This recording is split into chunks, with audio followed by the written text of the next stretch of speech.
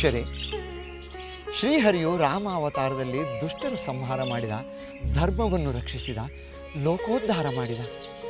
ಗುರುದೇವ, ಶ್ರೀಹರಿಯು ಮತ್ಸ್ಯಾವತಾರದಿಂದ ರಾಮಾವತಾರದವರೆಗೆ ದುಷ್ಟ ಸಂಹಾರ, ಶಿಷ್ಟ ರಕ್ಷಣೆ, ಲೋಕ ಕಲ್ಯಾಣಕ್ಕಾಗಿ ಅನೇಕ ಕಾರ್ಯಗಳನ್ನು ಅದ್ಭುತವಾಗಿ ನೆರವೇರಿಸಿದ್ದನ್ನು ನಿಮ್ಮ ಅನುಗ್ರಹದಿಂದ ಕೇಳಿ ಪಾವನರಾದೆವು.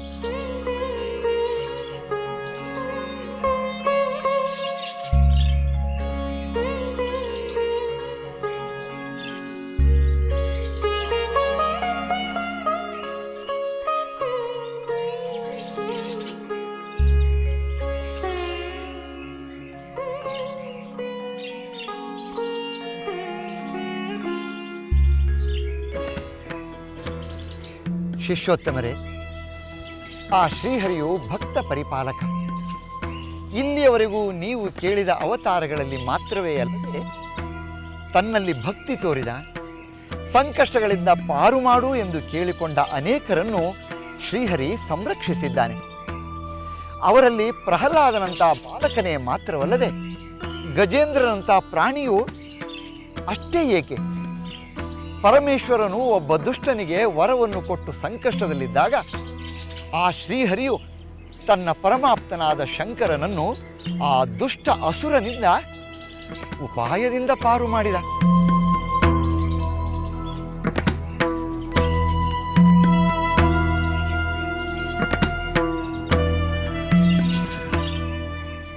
ಗುರುಗಳೇ, ತಾವು ಈಗ ಹೇಳಿದ ಶ್ರೀಹರಿಯ ಮಹಿಮೆಯನ್ನು ಇನ್ನಷ್ಟು ವಿವರವಾಗಿ ತಿಳಿಯುವ ಆಸೆಯಾಗಿದೆ. ಹಾಗೆಯೇ ಆಗಲಿ. ಶ್ರೀಹರಿಯ ರಾಮ ಅವತಾರದ ಕಥೆಯನ್ನು ಕೇಳಿ ಪುನೀತರಾದ ನಿಮಗೆ ಶ್ರೀಹರಿಯ ಇನ್ನೂ ಕೆಲವು ಮಹಿಮೆಗಳನ್ನು ತಿಳಿಸುತ್ತೇನೆ.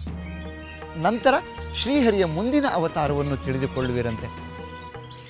ಶಿಷ್ಯರೇ, ಉತ್ತಾನಪಾದ ದೊರೆಯ ಪುತ್ರ ಧ್ರುವಕುಮಾರನು ಚಿಕ್ಕ ಬಾಲಕ. ಅವನಿಗೆ ಒಂದು ದಿನ ತನ್ನ ತಂದೆಯ ತೊಡೆಯ ಮೇಲೆ ಕುಳಿತುಕೊಳ್ಳುವ ಆಸೆಯಿಂದ ತಂದೆಯ ಬಳಿಗೆ ಓಡಿ ಬಂದ.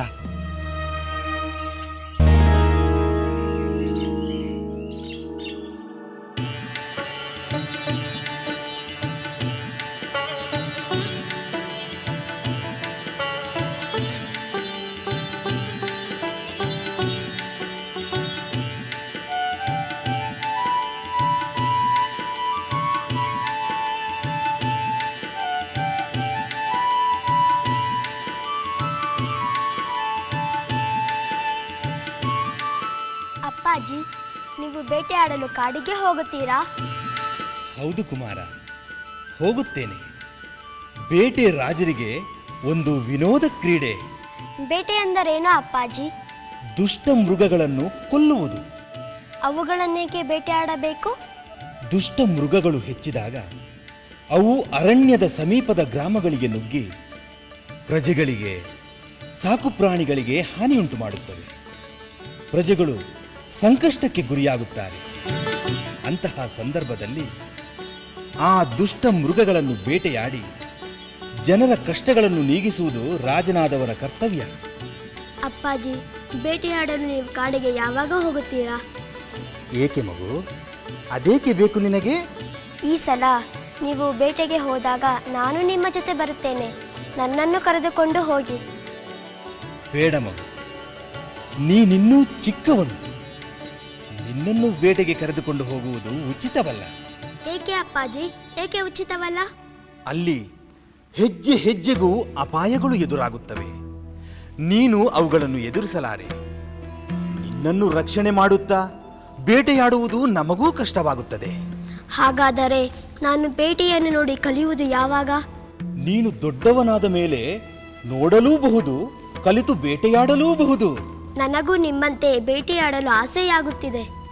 ಆಗಲಿ, ನೀನು ದೊಡ್ಡವನಾದ ಮೇಲೆ ನಿನ್ನ ಆಸೆ ಈಡೇರುತ್ತದೆ. ಆಗ ನೀನು ಸೈನಿಕರ ಜೊತೆ ನೀನೇ ಹೋಗಿ ಬೇಟೆಯಾಡಲೂಬಹುದು. ಈಗ ನಿನ್ನ ವಯಸ್ಸಿಗೆ ತಕ್ಕಂತೆ ಆಟಪಾಠಗಳಿಗೆ ಗಮನ ಕೊಡು. ಆಟಪಾಠಗಳು ಮಾತ್ರವಲ್ಲ ಅಪ್ಪಾಜಿ, ಶಸ್ತ್ರಾಭ್ಯಾಸವನ್ನು ಮಾಡುತ್ತೇನೆ. ಆಹಾ, ವೀರ ತಂದೆಯ ವೀರಪುತ್ರ. ಕುಮಾರ ಉತ್ತಮ, ನಿನಗೆ ಶಸ್ತ್ರಾಭ್ಯಾಸವೆಂದರೆ ಅಷ್ಟೊಂದು ಇಷ್ಟವೇ? ಹೌದು ಅಪ್ಪಾಜಿ, ಶಸ್ತ್ರಾಭ್ಯಾಸವನ್ನು ಮಾಡಿ ಚೆನ್ನಾಗಿ ಕಲಿತರೆ ಕಾಡಿನಲ್ಲಿ ಬೇಟೆಯಾಡಲು ಅನುಕೂಲವಾಗುವುದಿಲ್ಲವೇ? ಬರೀ ಬೇಟೆಗೆ ಮಾತ್ರವಲ್ಲ ಮಗು, ರಾಜಪುತ್ರನಾದವನು ಶತ್ರುಗಳನ್ನು ನಿಗ್ರಹಿಸಲು ಶಸ್ತ್ರಾಭ್ಯಾಸವನ್ನು ಮಾಡಿರಬೇಕು. ರಾಜ್ಯದ ರಕ್ಷಣೆಗೆ ಅವೆಲ್ಲ ಬೇಕು. ಅಪ್ಪಾಜಿ, ನನ್ನ ಅಣ್ಣನಾದ ಧ್ರುವಕುಮಾರನು ನನ್ನ ಹಾಗೆ ಶಸ್ತ್ರಾಭ್ಯಾಸ ಮಾಡುವನಲ್ಲವೇ? ಹೌದು, ಕ್ಷತ್ರಿಯರಾದ ಎಲ್ಲರೂ ಯುದ್ಧ ವಿದ್ಯೆಯನ್ನು ಕಲಿತಿರಲೇಬೇಕು. ಪ್ರಜೆಗಳ ರಕ್ಷಣೆ ಅವರ ಕರ್ತವ್ಯ. ಧ್ರುವನಿಗೆ ನನ್ನ ಹಾಗೆ ಬೇಟೆಯಾಡುವ ಆಸೆ ಇದೆಯೇ? ನನಗೆ ಗೊತ್ತಿಲ್ಲ ಮಗು. ನಿನ್ನ ಹಾಗೆಯೇ ಅವನೂ ಹೇಳಿದರೆ ಅವನಿಗೆ ಬೇಟೆಯ ಆಸೆ ಇದೆಯೋ ಇಲ್ಲವೋ ಎಂಬುದು ಗೊತ್ತಾಗುತ್ತದೆ. ಆಹಾ, ನಮ್ಮ ಪ್ರೀತಿಯ ತಂದೆಯ ತೊಡೆಯ ಮೇಲೆ ಕುಳಿತು ನಮ್ಮ ಆಸೆಯನ್ನು ಹೇಳಿಕೊಳ್ಳುವುದು ಎಷ್ಟು ಚೆನ್ನಾಗಿರುತ್ತದೆ. ನಾನು ಏಕೆ ತಂದೆಯವರೆದುರು ನನ್ನ ಆಸೆಯನ್ನು ಹೇಳಿಕೊಳ್ಳಬಾರದು? ನನಗೂ ತಂದೆಯವರ ತೊಡೆಯ ಮೇಲೆ ಕುಳಿತುಕೊಳ್ಳಬೇಕೆಂದು ಆಸೆಯಾಗುತ್ತಿದೆ.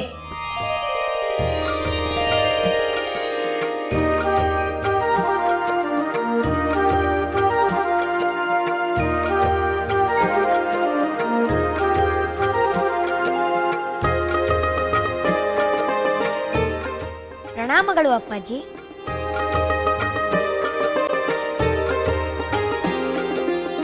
ದೀರ್ಘಾಯುಷ್ಯಮಾನ್ ಭವ.